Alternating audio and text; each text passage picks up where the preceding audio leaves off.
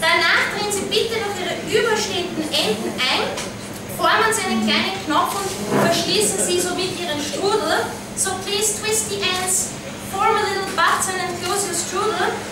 Und Sie zu Hause, Sie müssen Ihre überstehenden Ränder natürlich nicht wegschmeißen. Sie können sie zum Beispiel als Suppeneinlage, als Pasta oder wie bei uns so im Café Residenz als Dekoration für Salate verwenden. So please don't throw away the ends of your strudel. You can use it, for example, as soup eating, as pasta, or like we do upstairs at Café Residenz, decoration for salads. Meine Damen und Herren, die große Frage ist jetzt aber, wie bekomme ich meinen Strudel auf das Backblech, ohne das Backblech zu bewegen? So now the big question is, how can I get my strudel on the baking tray without moving the baking tray?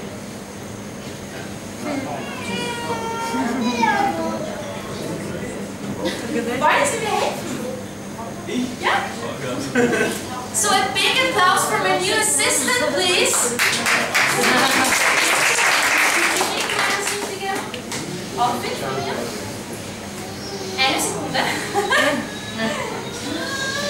So, ich brauche eine Schützenhilfe.